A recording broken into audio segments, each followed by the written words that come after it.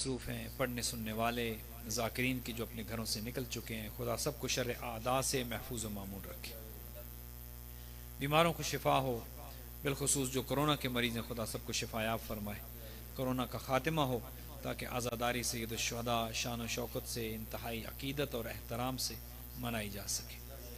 आज की मजलिस के स्पॉन्सर खुदा उनके माल और रिज़्क़ में बरकत अता फरमाए और उनकी तमाम हवाइज शरइया को पूरा फरमाए।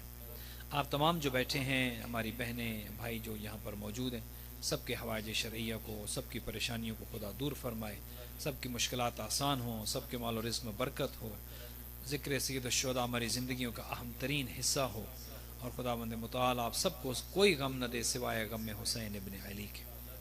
दुनिया में अमन व अमान हो, परचम इस्लाम सर बुलंद हो, परचम हज़रत अबुल फ़ज़ल अब्बास सर बुलंद हो, परचम कुफ्र व निफाक सर नगू हो और हमारे ज़माने के इमाम हज़रत महदी अज्जलल्लाहु ताला फ़रजो शरीफ के ज़ुहूर में खुदा ताजील फरमाए।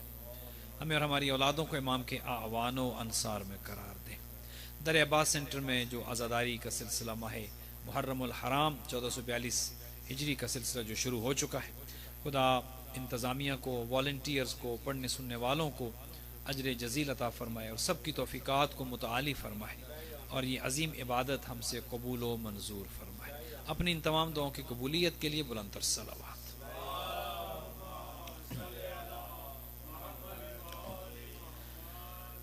आज चूँकि मजलिस का हमने इनेकाद किया, उम्मीद ये थी कि चाँद हो जाएगा। एक इत्तला अभी आ चुकी है चाँद की कि डैलस में, ऑस्टन में और ह्यूस्टन में चाँद नज़र आया है। अभी इसकी तस्दीक हम नहीं करा सके चूँकि वक्त नहीं था, मजलिस पढ़नी थी, लेकिन एक मैसेज हमें आया है ज़िम्मेदार हम एक मोमिन की तरफ से कि 3 जगह पर चाँद नज़र आया है। तो उस हवाले से आज चाँद रात है, लेकिन इंशाअल्लाह मजलिस के बाद इसकी तस्दीक और तहकीक हम कर लेंगे और पता चल जाएगा। लेकिन चांसेस यही हैं कि इंशाअल्लाह कल यकम मुहर्रमुल हराम 1442 हिजरी होगी और चाँद उम्मीद ये है, कभी इम्कान है कि आज रात चाँद निकल चुका है। यकीनन माह मुहर्रमुल हराम का चाँद नज़र आते ही माहौल बदल जाता है, लिबास तब्दील हो जाता है, चेहरों के तासुरात बदल जाते हैं, घरों का माहौल तब्दील हो जाता है, आपके बोलने चालने का, उठने बैठने का अंदाज बदल जाता है और यूं लगता है कि जैसे हमारा कोई बहुत बड़ा नुकसान हुआ। होना भी ऐसे ही चाहिए, जाहिर ऐसे होना चाहिए, बातिन ऐसे होना चाहिए, नजर ऐसे ही आना चाहिए कि जैसे एक अज़ादार इस तरह से अपने आप को पेश करे कि उसका सब कुछ लुट गया है। और हकीकत में अगर देखें तो करबला 61 हिजरी में हमारा सब कुछ कुर्बान हो गया। ये जिंदगी हमारी जो जी रहे हैं, ये जिंदगी जिंदगी नहीं है। वाक़े करबला के बाद आइम्मा ये कहते रहे कि हमारा जीना कोई जीना नहीं है। हाँ, नवासे पैगंबर के खानवादे वाले ये कहते रहे कि अब जिंदगी तो है, लेकिन इस जिंदगी में वो लुत्फ नहीं है, वो मज़ा नहीं है। करबला ने जिंदगी के मज़े ख़त्म कर दिए, करबला ने जिंदगी की रौनकें ख़त्म कर दी। और हर साल जब ये माह मुहर्रम आता है, वही गम फिर से ताज़ा हो जाता है। हालांकि गम तो हमारी ज़िंदगी का हिस्सा है। कुल्लु अर्ज़िन करबला व कुल्लु यौमिन आशूरा, हर रोज़ रोज़े आशूरा है। हमारे लिए तो हर रोज़ आशूर का दिन है, उससे कम नहीं है। और हमारे लिए हर ज़मीन ज़मीन करबला है। इसलिए कहा कि कल्बुल मोमिन कब्रुल हुसैन, मोमिन का दिल हुसैन की कब्र है। हाँ, मोमिन का दिल, जरूरी नहीं है कोई जाकिर मसाइब पढ़े तो आपको गिरिया हो, जरूरी नहीं है कि कुछ कहा जाए तो आपका जहन करबला की तरफ जाए। कहा नहीं, अपने दिल में झांक कर जब देखोगे तो तुम्हें कब्र हुसैन नजर आएगी। तुम ऐसे महसूस करोगे कि जैसे मजलूम करबला की कब्र तुम्हारे सामने है। खुदा का लाख लाख शुक्र है कि अल्लाह ने हमें आज़ादारी जैसी अजीम नेमत दी है। यकीन करें, अगर ये नेमत हमारे पास न होती, हमारी ज़िंदगी का कोई मकसद नहीं था, बेमकसद थी ज़िंदगी, कोई फ़ायदा नहीं था, कोई हदफ नहीं था। इस रोने ने हमारी ज़िंदगी को 4 चांद लगा दिए। गरीब करबला की आज़ादारी ने हमारी ज़िंदगी को मकसद दे दिया, हदफ दे दिया। अगर ये रोना ना होता, अगर ये गिरिया ना होता, अगर ये मजलूम की आज़ादारी ना होती, तो यकीन जाने हमारी ज़िंदगियाँ बेरौनक होती। सारा साल हम तरसते हैं कब मुहर्रम का चांद तुलू हो, कब हम जी भर के गिरिया करें, कब हम अपने गम को गमे हुसैन में शामिल कर दें। कौन है जो गमगीन नहीं है? हम में से किसी को औलाद का गम है, किसी को घर वालों का गम है, किसी को बच्चे बच्चियों का गम है, किसी को बीमारी गुर्बत अफलास का गम है। लेकिन जब गम हुसैन में हमारे गम मिल जाते हैं, फिर हमारा गम गम नहीं रहता, फिर हमारा दुख दुख नहीं रहता, फिर हमारी परेशानी परेशानी नहीं रहती। फिर जब ये आंसू गम हुसैन में बहते हैं, फिर मारिफत का समंदर है कि जो ठाठे मार रहा होता है, फिर अकीदत का समंदर है कि जिसमें हम गौता जन हो जाते हैं। आपके ये आंसू बड़े कीमती हैं, आपके ये आंसू, यकीन करें ये आंसू वो आंसू हैं कि जो आइम्मा ने इन आंसुओं की कीमत बताई है। कहा कि ये आंसू वो हैं कि एक दफा तुम गमे हुसैन में आंसू बहा दो, जहन्नम की आग तुम पर हराम हो जाएगी। अल्लाह अकबर। लोग तो जहन्नम से डरते हैं ना, जहन्नम में न जाएं। कहा कि आतिश जहन्नम को ये तुम्हारे आंसू सर्द कर देते हैं। तुम्हारे गमे हुसैन में बहने वाले आंसू दुनिया के गम में रोएं, इंसान की बुज़दिली साबित होती है। गमे हुसैन में रोएं, इंसान की शुजाअत साबित होती है। दुनिया के गम में रोएं, हालत नमाज में नमाज बातिल हो जाती है। गमे हुसैन में आंसू आ जाएं, नमाज को 4 चांद लग जाते हैं। इन आंसुओं की कीमत देखे। मासूम ये कहते हैं कि जो आंख गमे हुसैन में दुनिया में अश्कबार हुई हो और इतना रोई हो, इतना एक आंसू आ गया हो कि मच्छर का पर गीला हो जाए। कितना पानी चाहिए मच्छर के एक पर को गीला करने के लिए? मासूम फरमाते हैं कि इतना आंसू तुम्हारी आंख में आ जाए कि मच्छर का पर गीला हो जाए, तुम्हारी जन्नत के हम जामिन है।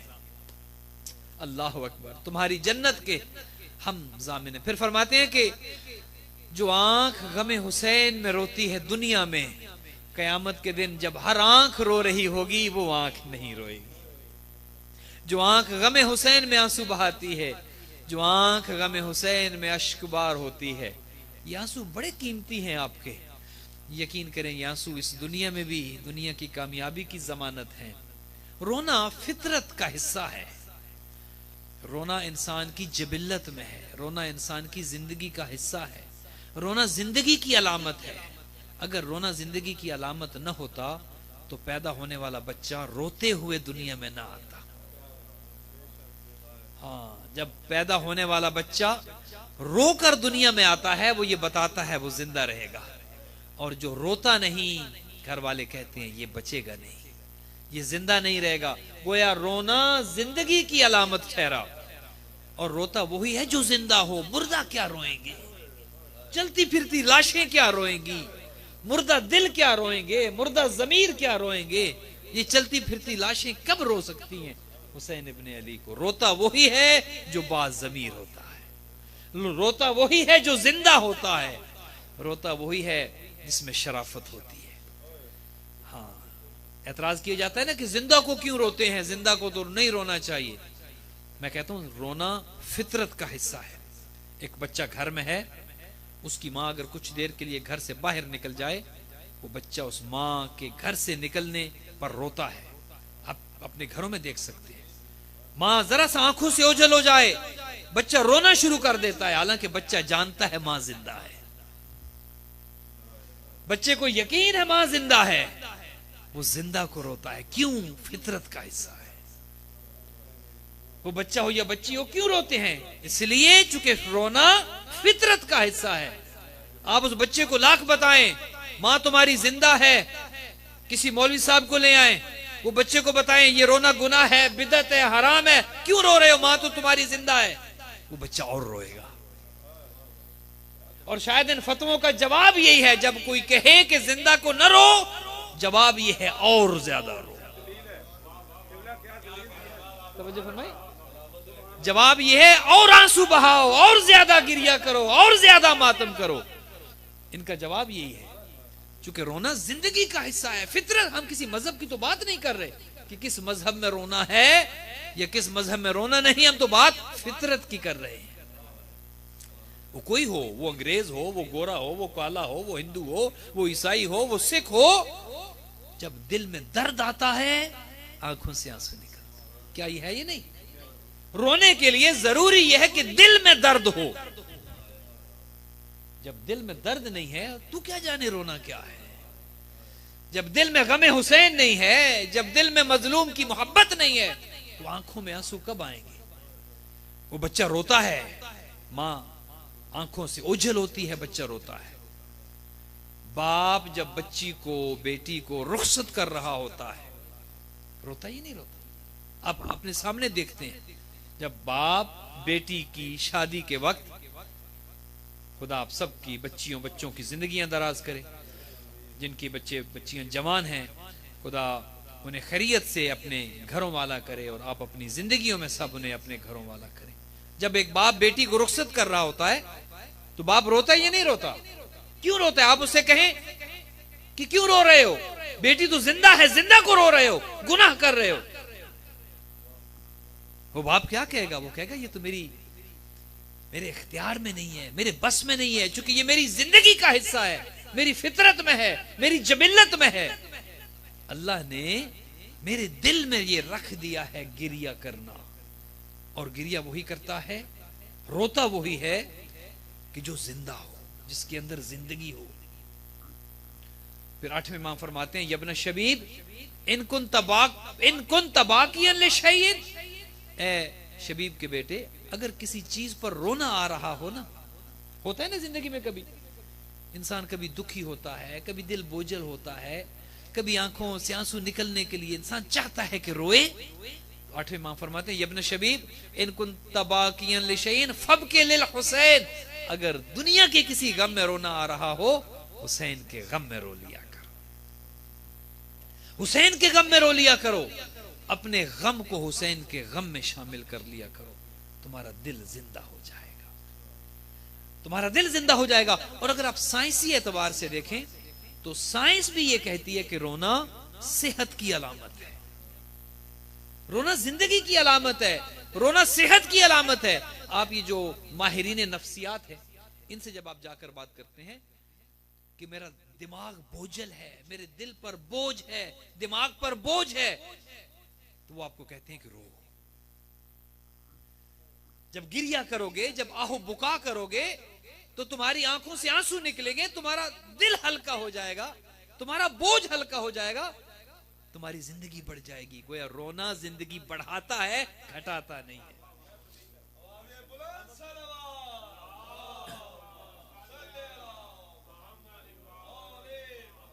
रोना तो जिंदगी बढ़ाता है, रोना तो हयात दिलाता है। मैं अभी एक रिवायत पढ़ रहा था, अजीब जुमले हैं। फरमाते हैं कि एक तो मुख्तलिफ पानी है, एक तो ये आबे ज़मज़म है जो आप पीते हैं, खुदा सबको नसीब करे हज उम्रा पे जाएं और आबे ज़मज़म आप पिए। एक है आबे ज़मज़म के जो दुनिया में पाक पाकीज़ा बाबरकत पानी है, एक मशरूब है जो दुनिया में पीते हैं।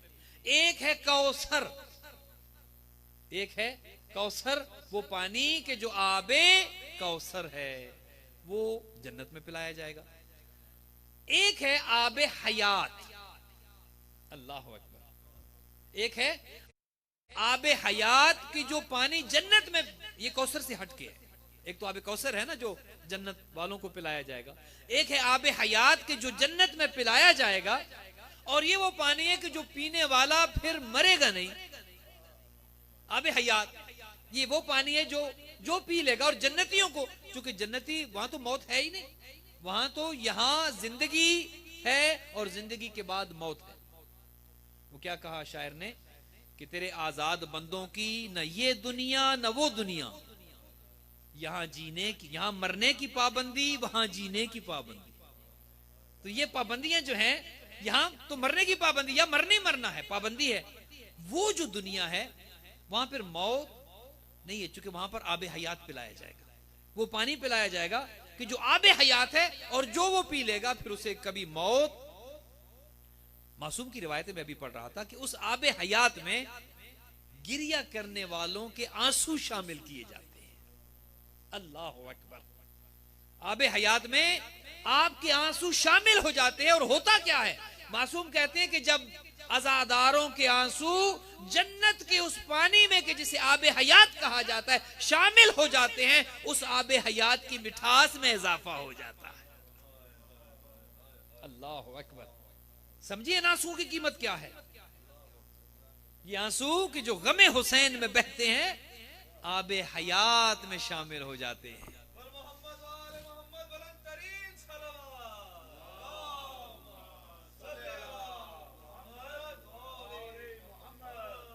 चूंकि इंसान जो है वो गोश्त पोस्त का बना है, जज्बात से बना है, महसूसात से मिलकर बना है। पत्थर का दिल तो इंसान के अंदर है नहीं। इंसान के अंदर एक गोश्त का दिल है, इंसान के जज्बात हैं, एहसासात हैं। खुश हो तो चेहरे से जाहिर होती है खुशी, गमगीन हो तो गम चेहरे से जाहिर होता है। गोया खुशी भी जाहिर होती है, गम भी जाहिर होता है। खुशी के इजहार के भी तरीके हैं। बाज़ औक़ात आप खुश हैं, अच्छा लिबास पहनेंगे, आप खुश हैं, खुशबू लगाएंगे, आप खुश हैं, बालों में तेल लगाएंगे, आप खुश हैं, मुस्कुराएंगे, आप खुश हैं, अच्छे अच्छे खाने खाएंगे। खुशी का इजहार है। बिल्कुल इसी तरह ये मैं बात फितरत की कर रहा हूं, नेचर की कर रहा हूं। इंसान के अंदर जो निजाम है, ये किसी मजहब की तो बात ही नहीं कर रहे कि शिया में रोना है या नहीं है, या सुन्नी में रोना है या नहीं है, या इस्लाम में रोना है या नहीं है। बात फितरत की कर रहे हैं। खुशी भी जाहिर होती है, वो कोई क्यों ना हो। खुश है तो खुशी जाहिर होगी, गमगीन है तो गम जाहिर होगा। गम कैसे जाहिर होता है? गम जाहिर होने के 3 दर्जे हैं। जब इंसान गमगीन होता है तो पहले दर्जे में आंखों से आंसू जारी होते हैं। गम जाहिर करने का आंसू एक जरिया है। आंसू निकल पड़े तो मेरी लाज रह गई। अल्लाह अकबर। आंसू निकल पड़े तो मेरी लाज रह गई, इजहार गम का वरना सलीका न था मुझे। अल्लाह अकबर, अल्लाह अकबर। आंसू इंसान के गम का इजहार बताते हैं। इंसान की आंख से जब आंसू निकलते हैं ना, तो पूछने की जरूरत नहीं पड़ती, इंसान समझ जाता है ये गमगीन है। आप सबकी आंखों में आंसू हैं, बताने की जरूरत नहीं, देखने वाला समझ जाएगा। गमे हुसैन में गर्क है ये, करबला में गर्क है ये, शुहदाए करबला के गम में गमगीन है ये। तो पहला दर्जा क्या है? जब इंसान गमगीन होता है तो आंखों से आंसू जारी होते हैं। दूसरा दर्जा क्या है? जब गम बढ़ता है, गम की शिद्दत में इजाफा हुआ, गम बढ़ा। पहले दर्जे में गिरिया था, आंसू थे, आंखें नम थी, आंखें अश्कबार थी। जब गम बढ़ा, अब आहो बुका उन आंसुओं के साथ शामिल हो।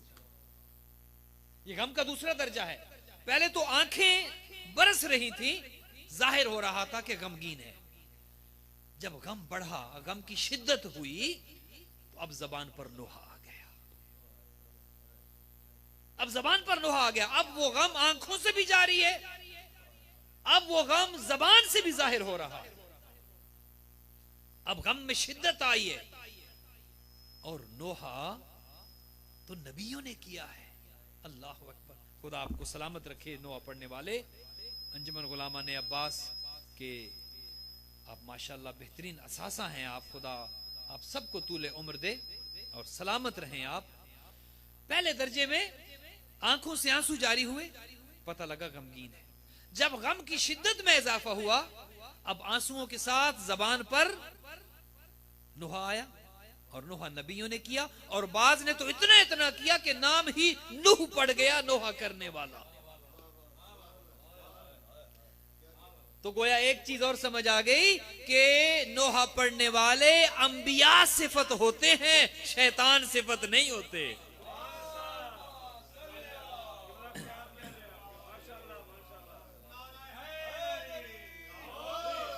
नोहा तो नबियों ने किया है, नोहा तो नबियों ने पढ़ा है। तो पता ये चला कि नोहा करने वाले, फुगा करने वाले, आहो बुका करने वाले अंबिया को मानने वाले हैं। अंबिया सिफत हैं, फरिश्ता सिफत हैं। पहले दर्जे में क्या हुआ? आंखों से आंसू जारी हुए। जब गम की शिद्दत में इजाफा हुआ, दूसरे दर्जे में आंसुओं के साथ नोहा शामिल हुआ, आहो बुका शामिल हुई। आप क्या देखते हैं ये नहीं देखते? शिया के अलावा कितने ऐसे लोग हैं, आप वीडियोस देखते हैं, गोरे हैं, ईसाई हैं, हिंदू हैं।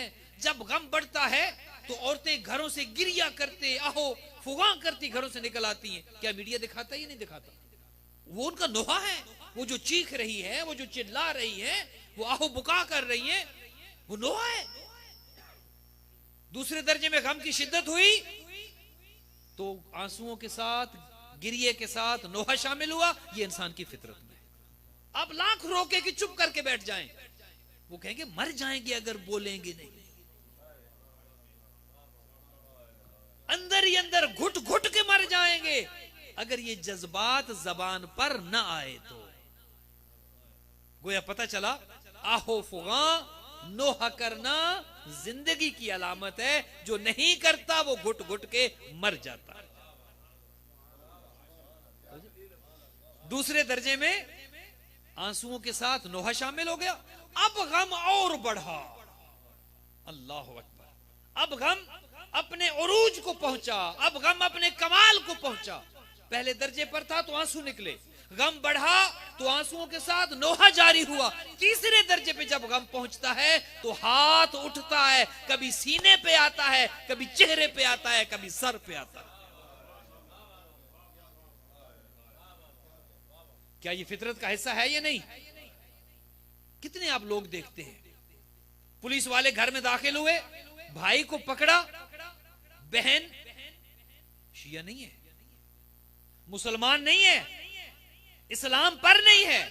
भाई को जब देखा कि पुलिस वाले गिरफ्तार करके लेकर जा रहे हैं, रोती पीटती बाहर आ जाती है। होता ये नहीं होता? उसकी फितरत में है। जब गम बढ़ता है तो पता नहीं चलता कि हाथ कहां उठ रहा है, सीने पे आता है या चेहरे पे आता है। और हमारे सीने पर जब आता है तो हमें तो दर्द भी नहीं होता। दर्द किन्हें होता है? जो कहते हैं न करो। जो कहता है न करो, पता ये चला कि ये हाथ हमारे सीने पे जो उठता है, उठता हमारे सीने पर है, ये हाथ लगता हमारे सीने पर है, दर्द वहां होता है, दर्द वहां होता है।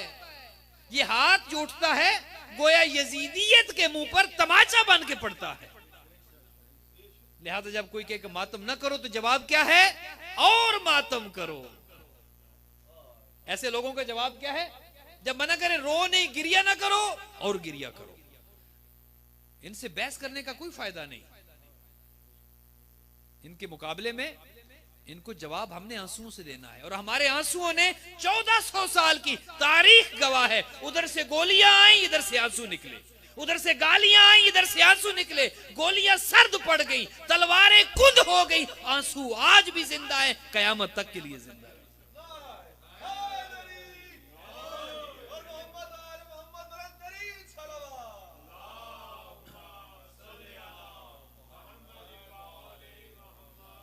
तारीख गवाह है, 1400 साल की तारीख गवाह है। हमने कभी हथियार नहीं उठाए। हमारा हथियार क्या है? हमारे आंसू। और कैसा हथियार है? कैसा आला हथियार है कि आंसुओं के मुकाबले में उनकी गोलियां ठंडी पड़ गई, बम धमाके ठंडे पड़ गए। कितनी मजलिसों पर बम धमाके किए, कितनी ऐसी आजादारी की महफिल पर उन्होंने हमले किए कि आंसू रुक जाएं, ये रोना छोड़ दें। लेकिन बम धमाके करने वाले निशान इबरत बन गए, रोना बंद कराने वाले किस्से पारीना हो गए, मजलिसें खत्म कराने वालों का आज नाम निशान मौजूद नहीं है। और गिरिया करने वालों की तादाद में हर साल इजाफा होता है। हर साल ये आंसू बढ़ते हैं, हर साल ये गिरिया बढ़ता है, हर साल रोने वालों की तादाद में इजाफा होता है। और काफिले हुसैनी में लोग जौक दर जौक शामिल होते हैं। अरबईन पे आप देखते हैं, नहीं देखते? क्या सिर्फ शिया जाते हैं? और एक चीज आपकी खिदमत में भी अर्ज कर दूं, और आपके तवस्सुत से अपने मकतब वालों की खिदमत में भी अर्ज कर दूं, इमाम हुसैन अलैहिस्सलातु वस्सलाम को महदूद नहीं करना। हाँ, ये नहीं करना कि इमाम हुसैन तो फकत शियों के हैं, ये सोच दुरुस्त नहीं है। हमने अपने अंदर भी कुछ तब्दीलियां लेकर आनी। इमाम हुसैन की जाते बरकत जो है, जाते वाला सिफात जो है, ये तो यूनिवर्सल है, ये तो आफाकी है। इमाम हुसैन को रोने वाले क्या सिर्फ शिया हैं? तुम किस किस का रोना बंद कराओगे? इमाम हुसैन को तो कायनात रो रही है, कायनात का जर्रा जर्रा रो रहा है। हिंदू रो रहे हैं, ईसाई रो रहे हैं, सिख रो रहे हैं, कायनात का हर मजहब पर अहले सुन्नत रो रहे हैं। किस किस का रोना बंद कराओगे? चरिंद रोते हैं, परिंद रोते हैं, पत्थर रोते हैं। असर आशूर के बाद करबला की जमीन से जब पत्थर उठाया जाता, नीचे से उबलता हुआ खून निकलता था। पत्थर रोए हैं। ये जो आसमान पर आप सुर्खी देखते हैं मगरब के वक्त, ये असर आशूर से पहले नहीं होती थी। ये आसमान के गिरिया करने का सब, आसमान रोया है, जमीन रोई है, पत्थर रोए हैं, शजर रोए हैं। इमाम हुसैन को रोने वाले फकत इंसान नहीं है। लिहाजा हमने सबको कहना है, आओ आजादारी में शामिल हो जाओ, आओ हुसैनियत का पैगाम आम है दुनिया के लिए, आओ इस काफिले हुसैनी में शामिल हो जाओ। लेकिन शर्त एक है, तुम्हारा मजहब कोई हो, हमें कोई सरोकार नहीं। नमाज हाथ खोल के पढ़ो या बांध के, हमें कोई सरोकार नहीं। किसी मजहब से तुम्हारा ताल्लुक हो, किसी मकतब से तुम्हारा ताल्लुक हो, किसी अकीदे से तुम्हारा ताल्लुक हो, तुम्हारा नजरिया कोई क्यों ना हो, तुम्हारा जो भी अकीदा और नजरिया हो वो तुम्हारा अपना है। शर्त एक है, वो शर्त यह है कि तुम्हें शरीफ होना चाहिए। गमे हुसैन के लिए एक शर्त है, शराफत होनी। और ये शराफत कहां से मिलती है? ये मां के दूध में पिलाई जाती है। हाँ, रोता वही है हुसैन इब्ने अली को कि जिसकी मां ने अपने दूध में उसे शराफत पिलाई होती है। हुसैन को वो रो सकता है, कोई गैर क्या जाने हुसैन कौन है, हुसैन का मकाम क्या है। कितने आए रोना बंद कराने के लिए, आजादारी बंद कराने के लिए, नाम हुसैन मिटाने के लिए। कहां है आज यजीद? जरा बताओ तो सही, कहां है आज उसकी हुकूमत, कहां है आज उसकी सल्तनत, कहां है बनु उमैया वाले, कहां है बनु अब्बास वाले? मिटाते मिटाते खुद मिट गए। नाम हुसैन आज भी जिंदा है, कयामत तक के लिए जिंदा रहे। हुसैन कौन है? ख्वाजा मोइनुद्दीन ये कहते हैं, शाह अस्त हुसैन, बादशाह अस्त हुसैन। शाह यहां है, बादशाह वहां है। अल्लाह अकबर। यहां शाह है हुसैन, वहां बादशाह है हुसैन। यहां शाही है हुसैन की, वहां बादशाही है हुसैन की।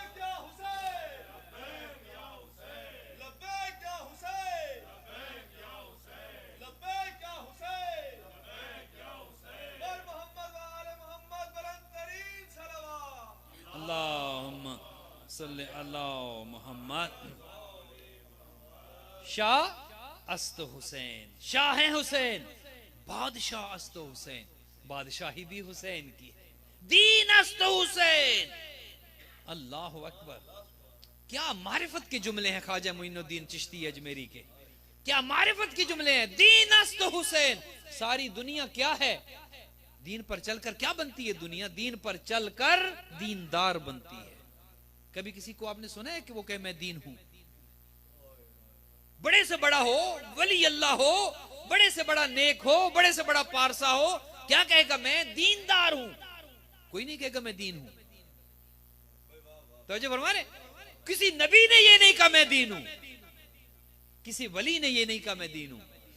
लेकिन ख्वाजा की मारिफत देखी, कहा कि दीन अस्त हुसैन, दीनदार और हैं। अल्लाह अकबर, अल्लाह अकबर। दीन पर चलकर तुम दीनदार तो हो सकते हो, लेकिन दीन हुसैन इब्ने अली है। तो जो फरमा रहे हैं, दीन हुसैन, दीन अस्त हुसैन। और अगला जुमला तो कमाल कहा दीन पना अस्त हुसैन। अल्लाह अकबर। बड़े बड़े लोगों ने दीन के साए में पनाह ली है। फतेह मक्का के मौके पर क्या हुआ था? हुजूर ने कहा था ना कि उन्हें भी छोड़ देंगे, जो घरों के दरवाजे बंद कर लेंगे उन्हें भी पनाह मिल जाएगी। बड़े बड़ों ने दीन के पर्दे में आकर पनाह ली, दीन के पीछे आकर पनाह ली। दीनदार नहीं थे, दीन जबानों पर था, दिल में दीन नहीं था। दीन की उन्होंने ढाल बनाई, छुप गए दीन के पीछे।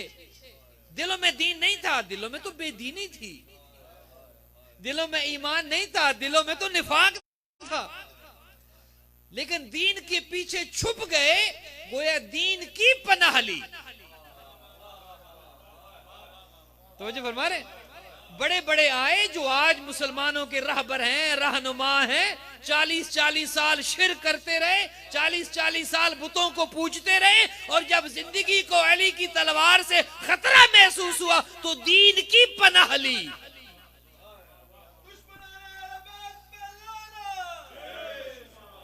ये जो बड़े बड़े मुसलमान हुए, ये अली की तलवार से डर के मुसलमान हुए। ये ना समझे कुछ दिलों में बहुत मोहब्बत थी दीन की या इस्लाम की, नहीं, दीन की पनाह ली।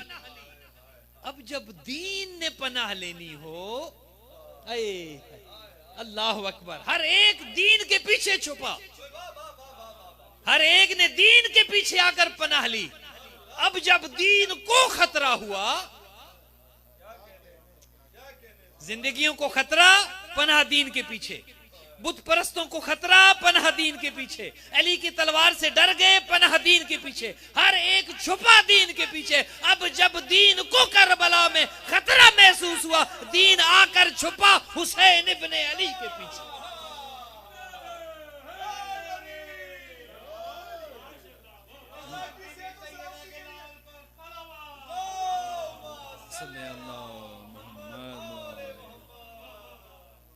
तो फरमा रहे हैं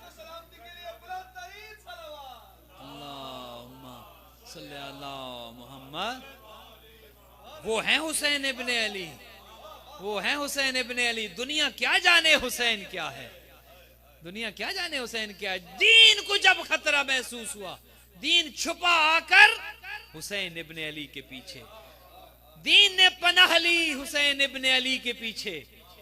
और फिर हुसैन ने कैसी पनाह दी दीन को, अल्लाह अकबर। जब कोई किसी पर भरोसा करता है, जब किसी पर एतमाद होता है कि उसके पास चला गया, खुद पर तो सब कुछ ले लेगा, मुझ पर कोई हर्फ नहीं आने देगा। होते हैं ना ऐसे लोग, बाज़ औक़ात आपको अंधेरे में भी कुछ ऐसे लोग नजर आ रहे होते हैं। अगर कोई मुश्किल बन गई, अगर कोई बहुत बड़ी परेशानी मेरे साथ हो गई, फलां दोस्त है, फलां भाई है, बहुत प्यार करने वाला है, जब उसके पास चला गया ना, फिर कोई मेरा गम मेरा नहीं रहेगा, मेरे गम वो अपने नाम कर लेगा, मेरी परेशानियां वो अपने नाम कर लेगा, मुझे कहेगा कि मैं हूं ना, घबराओ नहीं, परेशान ना हो। हर एक की जिंदगी में कोई ना कोई एक ऐसा होता है। आइए हम भी अपने आप को ऐसा बनाए, अपने आप को अपने भाइयों के लिए ऐसा बनाए कि कल को ये सोचकर आ जाए कि ये फुलां के पास चले गए ना, आए तो फिर कोई हाजत नहीं रहेगी, फिर कोई दुख नहीं रहेगा। मोमिन की निशानी ये है, मोमिन की निशानी ये नहीं है कि उसके पास चले गए तो गम और बढ़ जाएंगे। मोमिन ऐसा नहीं होता, मोमिन गम घटाता है, गम कम करता है, मोमिन को खुश करता है, न कि मोमिन को गमगीन करता है। ये मोमिन की शान है। मोमिन की शान ये है कि दुनिया के किसी कोने में बैठा हो, मौला अली तो ये फरमाते हैं कि मोमिन की शान ये है, तुम्हारे बीच में बैठा हो तो महफिल में रौनक हो, उसके बैठने से तुम्हारे दिल को चैन मिल रहा हो, सुरूर मिल रहा हो, इत्मीनान मिल रहा हो। वो उठकर चला जाए, तुम्हारा दिल इत्मीनान से खाली हो जाए, तुम्हारा दिल उदास हो जाए, तुम्हारा दिल परेशान हो जाए। मोमिन की निशानी ये, वो बैठा हो तुम्हें चैन मिले, वो चला जाए तुम उदास हो जाओ, न कि उल्टा। मोमिन ऐसा नहीं होता। तो हर एक की जिंदगी में कोई ना कोई ऐसा होता है कि जिस पर बंदे को भरोसा होता है, उसके पास चले गए, फिर कोई दुख नहीं होगा। दीन पर भी जब हमला हुआ ना, दीन पर हमला क्या था? किसी ने कहा कोई दीन नहीं, कोई नबी नहीं, कोई वही नहीं आई, ये दीन पर हमला था। 1,24,000 नबियों ने एक एक चीज बताई, दीन है, खुदा है, रसूल है, किताबें हैं। एक आया बदबख्त, उसने कहा कुछ नहीं, सब झूठ, ये दीन पर हमला था। अब जब दीन पर हमला हुआ, हलाल मोहम्मद को हराम किया जाने लगा, हराम मोहम्मद को हलाल किया जाने लगा, जिनसे निकाह जायज नहीं था उनसे जायज करार दिया गया, वही को जुटलाया गया, नबूवत को जुटलाया गया। अब दीन पर जब भरपूर हमला हुआ, दीन ने देखा कौन है जो मुझे पनाह दे, अल्लाह अकबर। दीन ने नजर दौड़ाई, कौन है कि जिसके पास मैं जाऊं और उसके पास जाऊं कि जो अपने ऊपर तो ले ले, अपने ऊपर ले ले। ख्वाजा ने आगे क्या कहा? सरदाद नदाद दस्त। दीन उसके पास आया, दीन को पता था जिसके पास जा रहा हूं वो सर तो दे देगा, मुझ पर हर्फ नहीं आने देगा। सरदाद नदाद दस्त दर दस्त यजीद, हक्का के बिना ला इलाहा इल्लल्लाह हुसैन। खुदा को अगर पहचानवाया है तो किसने? हुसैन इब्ने अली ने। तभी तो ख्वाजा ने कहा कि पूरे का पूरा दीन अगर समझना चाहते हो क्या है, तो दीन ने तो खुद पनाह करबला में हुसैन इब्ने अली के पास आकर ली है। हक्का के बिना ला इलाहा इल्लल्लाह हुसैन। अगर ला इलाहा इल्लल्लाह की कोई बुनियाद है तो हुसैन इब्ने अली। ला इलाहा इल्लल्लाह की बुनियाद है। ला इलाहा इल्लल्लाह ऐसे पहुंच गया तेरे पास।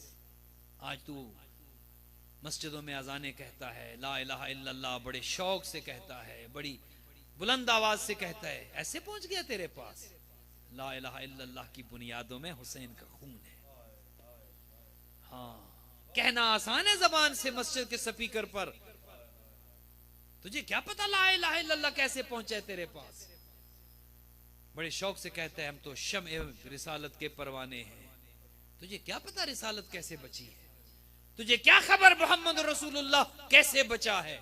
हक्का के बिना ला इलाहा इल्लल्लाह हुसैन। ला इलाहा इल्लल्लाह की बुनियाद भी हुसैन इब्ने अली है, मोहम्मद रसूलुल्लाह की बुनियाद भी हुसैन इब्ने अली है। तभी तो आका ने कहा था हुसैन मिन्नी व अना मिन हुसैन। हुसैन मुझसे है, मैं हुसैन से हूं।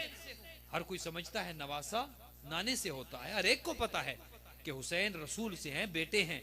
मैं हुसैन से हूं, ये कैसे समझ आए? हुसैन तो रसूल से हैं, बात समझ आती है। मैं हुसैन से हूं, गोया मेरी बुनियादों में, मोहम्मद रसूलुल्लाह की बुनियादों में हुसैन का खून शामिल है। अगर वो न होता तो मैं भी न होता। मैं हुसैन से हूं, मेरा नाम हुसैन से है, मेरा काम हुसैन से है, मेरी पहचान हुसैन से है। ला इलाहा इल्लल्लाह हुसैन से है, मोहम्मद रसूलुल्लाह हुसैन से। हक्का के बिना ला इलाहा इल्लल्लाह हुसैन। हुसैन इब्ने अली का खून है इसमें, और अकेले हुसैन का खून नहीं। अल्लाह अकबर। हाँ, करबला के शहीदों का खून इसमें शामिल है, हुसैन की जवानों का खून इसमें शामिल है। दीन ऐसे बचा, दीन ऐसे पहुंचा तेरे पास। आज हर एक उठता है और एतराज कर देता है, तुझे क्या खबर दीन कैसे बचा, कैसे बचाया हुसैन इब्ने अली ने, कैसे पनाह दी हुसैन इब्ने अली ने। जब दीन आया था ना पनाह लेने के लिए, और आकर दीन ने यह कहा कि मैं मुश्किल में हूं, मुझे एक तबीब की जरूरत है, कोई बचाए मुझे, बीमार हो चुका हूं, लोगों ने दीन छोड़ दिया है। तो आका ने कहा था फिक्र न कर, मैं हुसैन इब्ने अली जो हूं, हर एक नुस्खा आजमाऊंगा तुझ पर, हर तरह से तेरा इलाज करूंगा, और ऐसा सेहतमंद कर दूंगा कि कयामत तक के लिए फिर किसी की जरूरत किसी को नहीं होगी कि दीन का हुलिया बिगाड़े। हर नुस्खा मेरे पास मौजूद है। मैं अपने भाई अब्बास के बाजू तुझ पर खर्च कर दूंगा। अल्लाह अकबर। दीन ऐसे बचा, कहा अब्बास के बाजू दूंगा, अली अकबर जैसा जवान बेटा तुझ पर कुर्बान करूंगा। अब समझते हैं दीन का मकाम क्या है, अब समझते हैं दीन क्या है। दीन वो है जिस पर अब्बास के बाजू कुर्बान हो जाएं। दीन वो है जिस पर अली अकबर जैसा हम शक्ल पैगंबर कुर्बान हो जाए। अब समझते हैं दीन की अहमियत क्या है। दीन वो है जिस पर कासिम जैसा नौखेज कुर्बान हो जाए। दीन वो है, कहा ए अल्लाह के दीन, अगर तू फिर भी ना बचा तो मेरे पास एक 6 महीने का असगर भी है। अल्लाह अकबर। तुझे कुछ नहीं होने दूंगा, घर लुटा दूंगा, और अल्लाह के दीन अगर तू फिर भी न बचा तो मेरे पास ज़ैनब उम्मे कुलसूम की चादरें भी है, मैं अपनी बहनों के पर्दे कुर्बान कर दूंगा। ऐ अल्लाह के दीन तुझे कुछ नहीं होगा, तुझ पर हर्फ नहीं आएगा। अज़ादारो, ये वो हुसैन है, वो हुसैन है कि जिस पर कायनात ने गिरिया किया। अंबिया रोए हैं हुसैन को, औसिया रोए हैं हुसैन को, औलिया रोए हैं हुसैन को, और जिस तरह से माँ रोई है इस तरह हुसैन को कोई नहीं रोया। वो माँ आज भी रो रही है। कभी वो नजफ में जाके रोती है, कभी वो जन्नतुल बकी में जाके रोती है, कभी वो करबला में आकर कहती है हुसैन मैंने तो तुझे चक्कियां पीस पीस के पाला था, ए हुसैन तेरा एक बाल टूट जाता मैं सारा सारा दिन गिरिया करती। इतना प्यार था माँ को अपने इस लाल के साथ। और नाना को कितना प्यार था, रसूलुल्लाह को कितना प्यार था। तारीख ये कहती है एक दफा इमाम हुसैन आते हैं नाना से मिलने के लिए। बीबी उम्मे सलमा ने कहा ए हुसैन आपके नाना आराम कर रहे हैं, कुछ देर के बाद आना। कुछ देर के बाद जब आका करीम की आँख खुली, कहा उम्मे सलमा मुझे खुशबू आ रही है, मुझे लगता है मेरा हुसैन मेरे घर आया था। कहा या रसूल अल्लाह आपने कहा था आप आराम कर रहे हैं, मैंने कहा कुछ देर के बाद आना। कहा उम्मे सलमा मैंने हुसैन के लिए तो नहीं कहा था, हुसैन का मकाम कुछ और है, और मेरे लाल को आने दो, और मेरे हुसैन को मेरे पास लेकर आओ। अज़ादारो जब शहजादे को लाया गया, रसूलुल्लाह ने अपने सीने के साथ लगाया। कभी सीने के बोसे लेते हैं, और कभी रुखसारों के बोसे लेते हैं, और कभी लबों के बोसे लेते हैं। फिर बीबी उम्मे सलमा से कहा उम्मे सलमा जानती हो अभी अभी जिब्राइल आए हैं, मुझे अगर जिब्राइल ने बताया ऐ अल्लाह के रसूल आपका यही लाल करबला में 3 दिन का भूखा और प्यासा शहीद कर दिया जाएगा, फिर वो खाक दी हबीबी उम्मे सलमा को। हबीबी उम्मे सलमा ने वो खाक रख ली। ए हुसैन के गम में रोने वालों, ए गरीब करबला के गम में रोने वालों, एक रिवायत आपकी ज़हमत तमाम रिवायत ये कहती है, इमाम पंजम और इमाम सादिक से ये रिवायत है कि एक दफा वाक़े करबला के बाद जब बीबी उम्मे सलमा ख्वाब से बेदार हुई, गिरिया कर रही थी, और जोर जोर से गिरिया जब किया, किसी ने पूछा बीबी क्या हुआ? कहा मैंने ख्वाब में रसूलुल्लाह को देखा है, रसूलुल्लाह का चेहरा गमगीन है, जुल्फे परेशान है, आंखों में आंसू है। मैंने पूछा अल्लाह के रसूल क्या हुआ? अल्लाह के रसूल ने कहा उम्मे सलमा कयामत आ गई, मैं अभी अभी करबला से आ रहा हूँ, मैं हुसैन और हुसैन की जानिसारों की कब्रें खोद के आ रहा हूँ। अला लअनतुल्लाहि अलल कौमि ज़ालिमीन व सयअलमुल लज़ीना ज़लमू अय्यामुन कलबिन यनकलिबून। मातमे हुसैन।